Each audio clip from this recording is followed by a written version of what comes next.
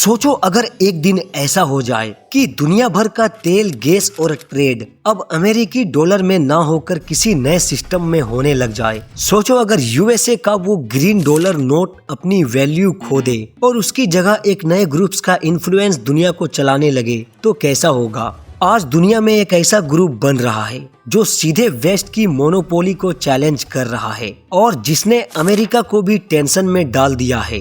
और सबसे इंटरेस्टिंग बात यह है कि इस ग्रुप का एक मेजर हिस्सा हमारा प्यारा देश भारत भी है। इस ग्रुप का नाम है ब्रिक्स, जिसकी शुरुआत हुई थी ब्राजील, रसिया, इंडिया, चाइना और साउथ अफ्रीका से। लेकिन अब इस ग्रुप में और भी नए नए देश जुड़ रहे हैं, जैसे कि सऊदी अरेबिया, ईरान, इजिप्ट, यानी कि दुनिया के सबसे बड़े ऑयल सप्लायर भी ब्रिक्स का हिस्सा बनने में दिलचस्पी दिखा रहे हैं। लेकिन बड़ा सवाल ये है कि भारत के लिए इसका मतलब क्या है। क्या ब्रिक्स भारत के लिए एक गोल्डन अपॉर्चुनिटी है या फिर ये चाइना के इन्फ्लुएंस का एक बड़ा ट्रैप बनने वाला है। चलिए स्टेप बाय स्टेप समझने की कोशिश करते हैं। देखिए, सबसे पहले ब्रिक्स भारत के लिए एक बड़ी अपॉर्चुनिटी साबित हो सकती है, क्योंकि भारत वर्ल्ड की फास्टेस्ट ग्रोइंग इकोनॉमी है। और ऐसे में अगर ब्रिक्स एक नई ट्रेडिंग सिस्टम बनाता है जिसमें डॉलर की जगह लोकल करेंसी या एक ही ब्रिक्स करेंसी यूज होती है, तो भारत को इससे फायदा यह होगा कि हमें ट्रेड के लिए डॉलर पर निर्भर नहीं रहना पड़ेगा।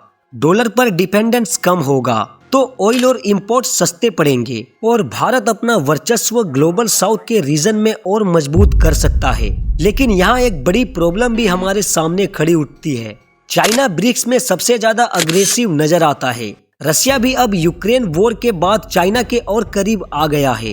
हो ना हो यह खतरा लगा रहता है कि ब्रिक्स एक चाइना डोमिनेटेड क्लब बन सकता है, जहां भारत के इंटरेस्ट पीछे छोड़ दिए जा सकते हैं। मगर फिर भी भारत के पास एक एडवांटेज है। मिडिल ईस्ट के नए मेंबर्स जैसे सऊदी अरब, यूएई और ईरान भारत के साथ पहले ही स्ट्रॉन्ग पार्टनर्स है। अगर भारत इनके साथ अपनी डिप्लोमेसी और इन्वेस्टमेंट रिलेशन और टाइट करे तो ब्रिक्स में हम भी अपना एक मजबूत ब्लॉक बना सकते हैं जो चीन के डोमिनेंस को बैलेंस करे।